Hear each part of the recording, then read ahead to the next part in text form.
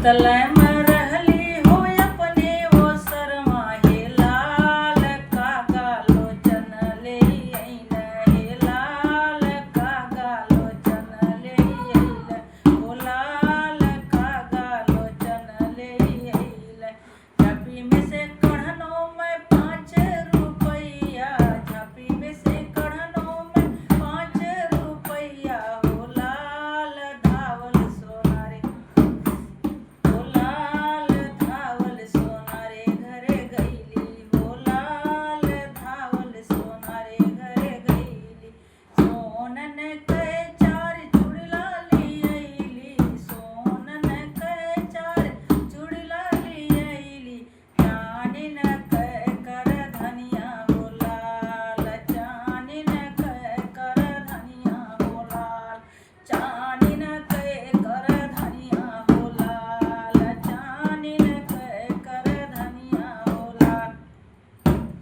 रेशमे के 4 झुल्ली ली अइली, रेशमे के 4 झुल्ली ली अइली। चीनी का बान्हल ढूढ़ी हो लाल, चीनी का बान्हल ढूढ़ी हो लाल, चीनी का बान्हल ढूढ़ी हो लाल। फूली मलई के हो गइली नैहरवा, फूल मलई के हो गइली नैहरवा हे लाल भैया जे पूछन अपने धना से, हो लाल भौजी जे नाचै उघारी, हे लाल भौजी जे नाचै उघारी।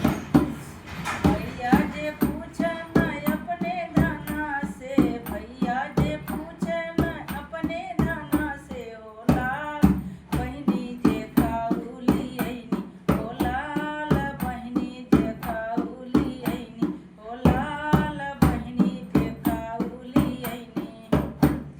अरे लोहन के 4 चूड़िला ली अइनी, लोहन के 4 चूड़िला ली अइनी।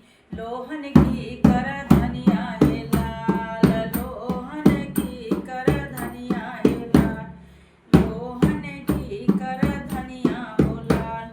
लत्ते पत्ते की 4 झुल्ली ली अइनी, लत्ते पत्ते की 4 झुल्ली ली अइनी। हे लाल पानी कै बान्हल ढूढ़ी, हे लाल पानी कै बान्हल ढूढ़ी, हे लाल आसल कै बासल ढूढ़ी हो लाल भौजी जे नाचै उघारी, हे लाल बहिनी जे नाचै उघारी, हे लाल भौजी जे नाचै उघारी, हे लाल भौजी जे नाचै उघारी। हाँ दोस्तों, अच्छा लगा।